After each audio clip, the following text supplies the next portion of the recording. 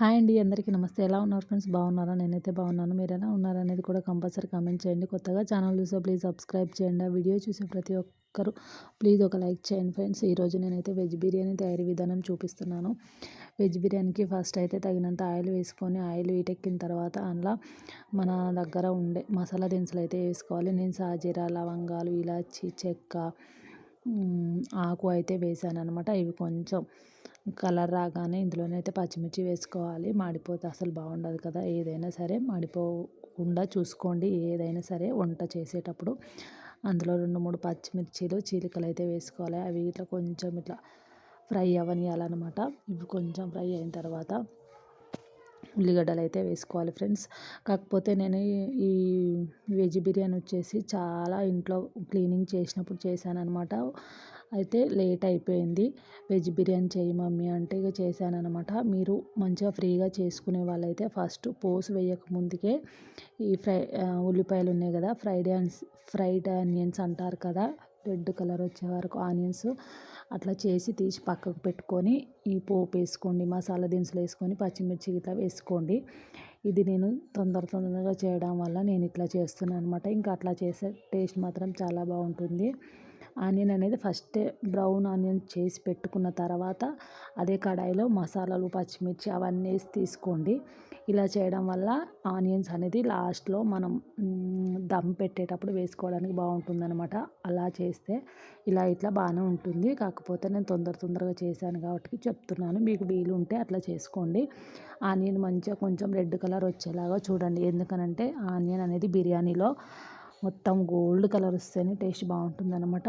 పచ్చిగా ఉండొద్దు ఆనియన్ ఎప్పుడైనా సరే. ఇంకా నేను చెప్పాను కదా, ఫస్ట్లోనే ఆనియన్స్ మొత్తం ఫ్రై చేసి పక్కన పెట్టుకున్నా పర్లేదు. ఇట్లా మంచిగా ఆలుగడ్డ, క్యారెట్ అయితే ఉన్నాయి నా దగ్గర వెజిటేబుల్స్. అవి వేసాను. అవి ఇట్లా కొంచెం మంచిగా ఫ్రై అయ్యే వరకు అవి కొంచెం మంచిగా ఫ్రై అయిన తర్వాత ఇందులోనే అల్లం వెల్లిపాయ పేస్ట్ వేసుకోవాలి. అల్లం వెల్లిపాయ, పసుపు వేసి మంచిగా ఫ్రై చేయాలన్నమాట. కొంచెం సిమ్లోనే పెట్టి చేసుకోవాలి ఫ్రెండ్స్. ఇది ఎందుకనంటే మాడిపోతే అసలు బాగుండదు అనమాట. ఇది వెజిటేబుల్స్ అనేది మంచిగా చిన్నగా పెడితే మంచిగా మగ్గుతాయి కదా, పెద్దగా పెడితే మాడిపోతుంది, లోపల అనేది మంచిగా ఉడకదు. ఎప్పుడైనా సరే మనం ఏదైనా కుక్ చేసేటప్పుడు కొంచెం చిన్నగా పెట్టుకోవాలి. వాటర్ పోయినప్పుడు అది ఇట్లా కొంచెం ఫ్రై అయిన తర్వాత కొంచెం కొత్తిమీర, కొంచెం పుదీనా అయితే వేసుకొని కలుపుకోవాలి. ఇవైతే వేసి మంచిగా మిక్స్ చేసుకోవాలన్నమాట. ఇవి ఇట్లా మంచిగా మిక్స్ అయ్యేలా కలుపుకోవాలి. ఒక 2-3 నిమిషాలు అయితే మళ్ళీ కొంచెం మూత పెట్టేసి కొద్దిగా సేపు అయితే ఉంచాలి. ఎందుకనంటే వెజిటేబుల్స్ ఏవైనా సరే మంచిగా ఉడకాలి కదా. మనమైతే నెక్స్ట్ వాటర్ ఏం పోయాం కాబట్టి కొంచెం చిన్నగా పెట్టే ఉడికించుకోవాలి. ఎందుకంటే ఇందులో వాటర్ ఏం వేయం కదా, ఓన్లీ కొంచెం పెరుగు అయితే వేస్తాం తర్వాత. కాకపోతే ఉడకాలి ఫస్ట్. మళ్ళీ దమ్ అనేది నేనేం చాలాసేపు ఇట్లా మొత్తం క్లాత్ ఏదైనా పిండి పెట్టి దమ్ చేయలేదనమాట. మామూలుగానే చేశాను. అందుకనేసి అయితే వెజిటేబుల్స్ అయితే చాలా టైం పడుతుంది కదా ఉడకడానికి. అందుకనేసి అయితే ఫస్టే అన్నీ ఉడికించాను అనమాట. ఇక మళ్ళీ ఒకసారి అయితే మూత తీసుకొని అయితే కలుపుతున్నాను. క్యారెట్ కొంచెం ఉడకాలి కదా. ఆలు అంటే తొందరగా ఉడుకుతుంది కానీ క్యారెట్ అయితే కొంచెం ఉడకాలి. ఉడకకపోతే టేస్ట్ బాగుండదు కదా. అందుకనేసి అయితే ఇక చిన్నగా పెట్టి అయితే ఉడికిస్తున్నాను అనమాట. ఇప్పుడైతే ఇది మొత్తం మంచిగా ఉడికిపోయాయి. ఇప్పుడు ఇందులోనే ఇంకా కొంచెం ఆయిల్ తక్కువ అనిపించింది. అందుకనేసి అయితే కొంచెం ఆయిల్ ఇట్లా వేసాను అనమాట. ఆయిల్ వేసి మళ్ళీ కొద్దిగా సేపు పెట్టాను. ఇందులోనే కొంచెం టేస్ట్కి సరిపడా ఉప్పు, కారం అయితే వేసాను అనమాట. ఆ క్లిప్ అయితే మిస్ అయింది. ఉప్పు, కారం, గరం మసాలా, ధనియాల పొడి అయితే వేస్తున్నాను. అవన్నీ వేసి మళ్ళీ ఒకసారి కలుపుతున్నాను అనమాట. ఉప్పు, కారం వేసిన వీడియోనైతే మిస్ అయింది ఫ్రెండ్స్, ఏమనుకోకండి. టేస్ట్కి సరిపడా ఉప్పు, కారం అయితే వేసుకోండి. ఇవి ఇట్లా మంచిగా మిక్స్ చేసుకోవాలి. ఎందుకంటే ఉప్పు, కారం వేసినాక తొందరగా మాడిపోయే ఛాయిస్లు ఉంటాయి. అందుకనేసి అయితే చిన్నగా పెట్టుకోండి. కొంచెం పెరుగు అయితే వేసుకోండి. నేనైతే కొంచెం వేసాను. ఇంకా టేస్ట్కి సరిపడా వేసుకోండి. మా పాప అయితే అసలు పెరుగు అంటే ఇష్టం ఉండదన్నమాట. అందుకే కొంచెం తక్కువే వేసాను అనమాట. పెరుగు ఉంటేనే బాగుంటుంది కదా బిర్యానీలో ఏదైనా సరే. ఇక పెరుగు వేసిన తర్వాత ఇట్లా ఒకసారి మంచిగా కలుపుకోండి ఫ్రెండ్స్. ఇంకా మొత్తం మిక్స్ అయ్యేలాగా కలుపుకోండి. ఒక్కసారి కలుపుకున్న తర్వాత ఒకసారి మూత పెట్టి అయితే కొద్దిగా సేపు అయితే ఉడికించండి. మళ్ళీ ఉడికిపోయింది కదా మొత్తం అయితే ఇలాగ మంచిగా ఉడికిపోయింది.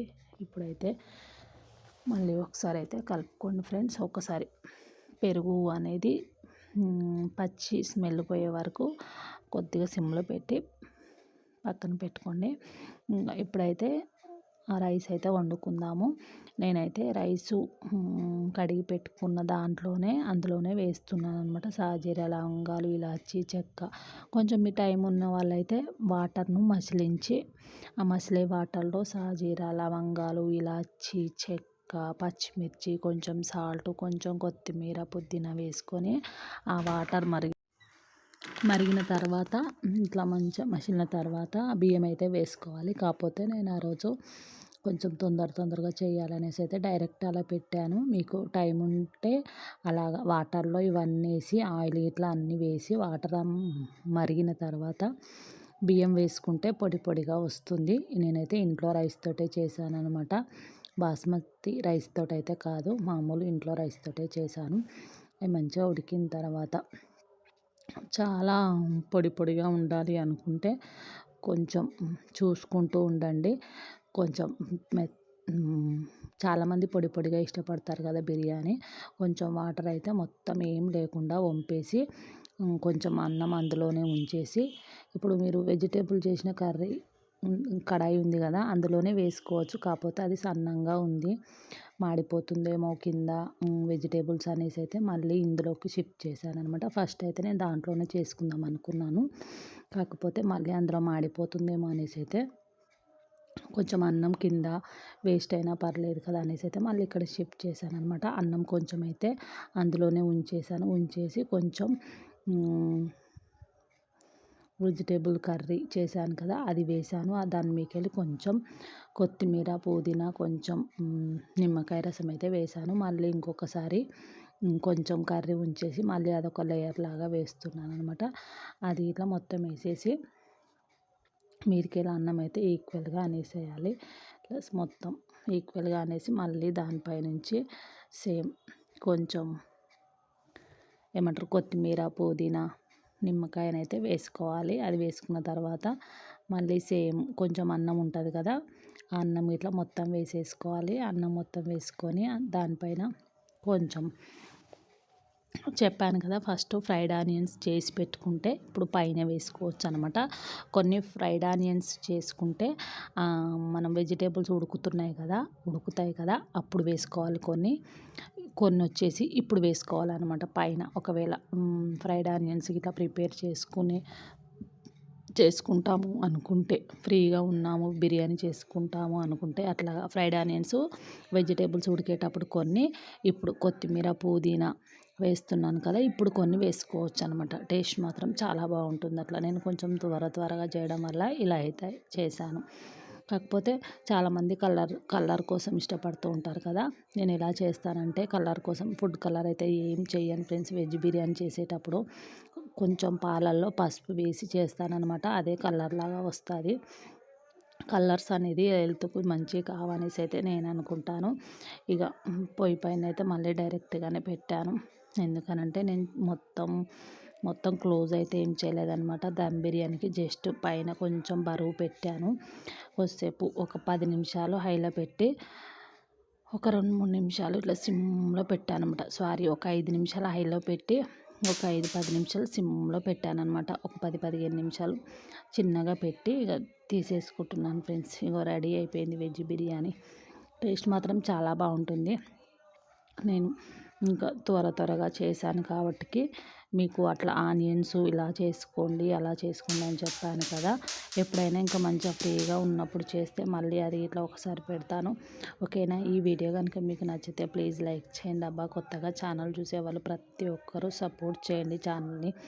ఓకేనా. మీలాంటి వాళ్ళ సపోర్ట్ ఉంటేనే కదా ఫ్రెండ్స్ ఛానల్ అనేది కొంచెం ముందుకు వెళ్తుంది. ఇంతసేపు నా వీడియోని ఓపికతోటి చూసినందుకు థ్యాంక్ యూ అండి. Thank you so much. Bye మరి.